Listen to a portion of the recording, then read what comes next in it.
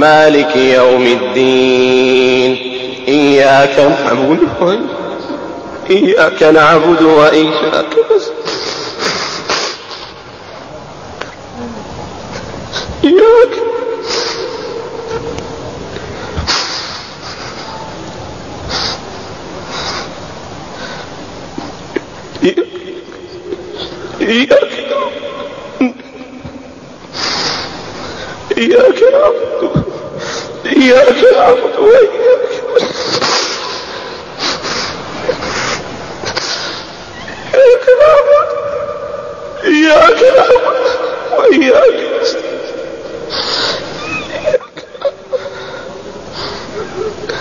إياك نعبد وإياك اهدنا الصراط المستقيم صراط الذين أنعمت عليهم غير المغضوب عليهم ولا الضالين. Sempat ini nanti akan panjang Pak, hajian orang juga terhalang, maka saya katakan fix pada masa kita inilah kita akan menyaksikan petaka-petaka besar dan darah akan tumpah di mana-mana. Subhanallah.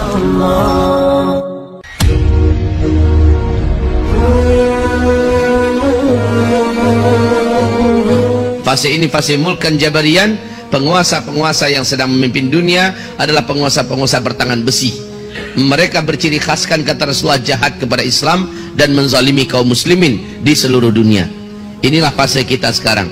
Fase kelima, fase penutup nanti, Islam sudah memimpin kembali seluruh dunia secara total 100%. Seluruh dunia dipimpin oleh Islam dan mewujudkan keadilan, kedamaian seadil-adilnya, sedamai-damainya. Fase kelima bagaikan surga dunia. Dan fase itu pasti datang karena Allah mengumumkannya dalam Al-Quran surat An-Nur ayat 55 bahwa Islam akan kembali secara pasti memimpin seluruh dunia dengan sistem khilafah ala minhajin nubuwah, kekhalifahan dengan sistem kenabian, dan pusat khilafah itu adalah Baitul Maqdis, Palestina. Demikian janji Allah dan janji Rasulullah sallallahu alaihi wasallam. Nah, untuk kita yang hidup di penghujung fase keempat, apabila ada di antara kita yang meragukan bahwa kita saat ini di akhir zaman, saya ingin mencampakkan dan menghancurkan keraguan itu, Bapak Ibu. Saya ingin datangkan bukti-bukti. Silahkan Bapak Ibu periksa, buka, bacalah, dengarkan baik-baik para alim ulama kita yang berbicara tentang akhir zaman. Bacalah kitab-kitab yang berbicara tentang akhir zaman. Mungkin salah satu kitab yang paling saya rekomendasikan, mudah-mudahan ada yang berdagang di luar, judul kitabnya adalah Ensiklopedia Akhir Zaman. Ini ditulis oleh seorang ulama Palestina yang tinggal di Mesir, namanya Syekh Dr. Muhammad Ahmad Al-Mubayyad. Kitab beliau sangat tebal, judulnya Ensiklopedia Akhir Zaman. Lihat di situ, baca di situ, temukan di situ dalil-dalil tentang hadis fitnah akhir zaman. Ada hadis terbaik, ada hadis pilihan yang telah disortir dan disaring. Di sana dijelaskan apa yang digambarkan Rasulullah di akhir zaman demi Allah terjadi di zaman kita. Mari saya ceritakan ini di fase keempat saja khusus ya. Saya ceritakan satu persatu, tapi dengan ringkas tentunya. Pertama, apabila kalian menyaksikan, kata Rasulullah sallallahu alaihi wasallam, Arab sudah menjadi kaya raya.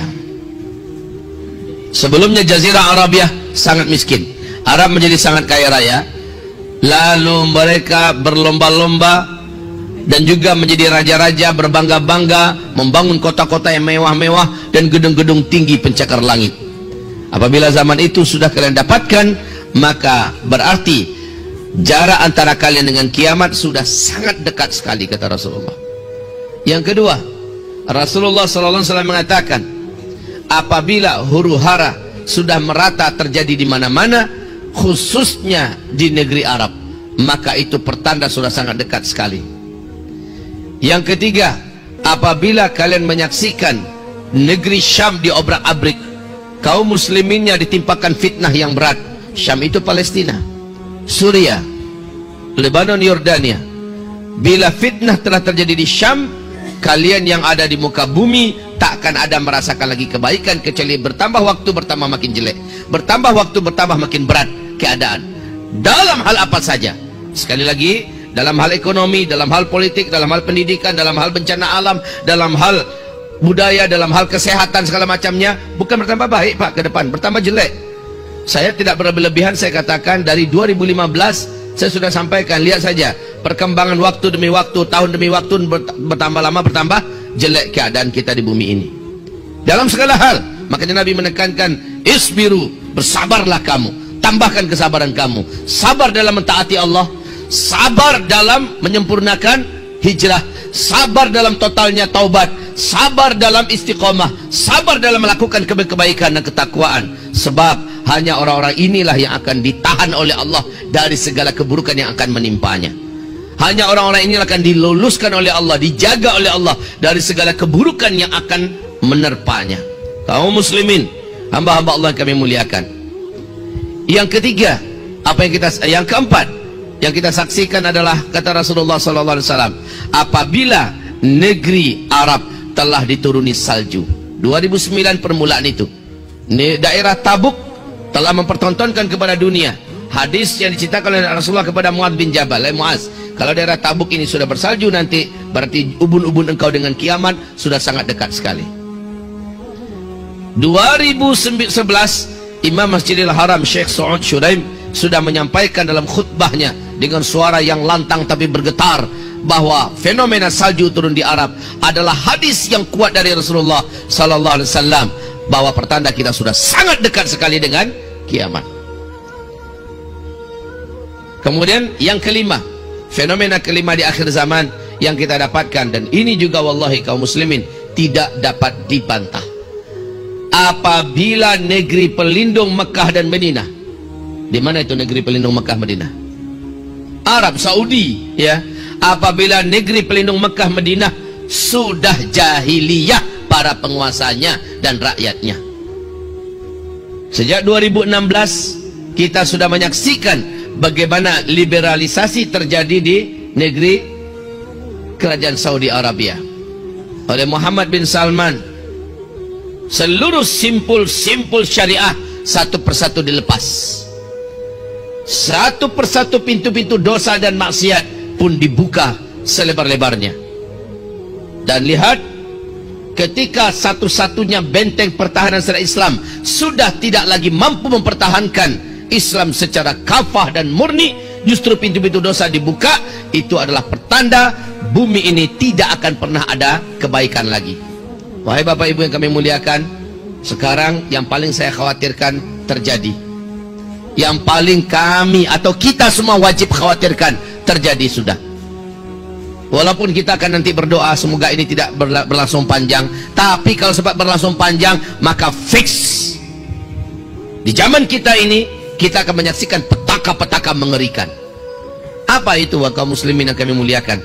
Ini yang paling saya khawatirkan, yaitu kata Rasulullah sallallahu alaihi wasallam, apabila kalian sudah mendatangkan penyanyi-penyanyi, apabila musik-musik sudah kalian cintai, kalian sukai, dan ini dibuat oleh Arab Saudi hari ini, apabila kalian sudah menenggak minuman-minuman memabukkan, barang-barang memabukkan sudah menyebar dan beredar di antara kalian, maka kata Rasulullah sallallahu alaihi wasallam, berbagai macam bencana, gempa-gempa, menyebarnya penyakit-penyakit yang menular, yang tidak bisa diatasi, yang mematikan akan terjadi kepada kalian. Coba lihat sekarang.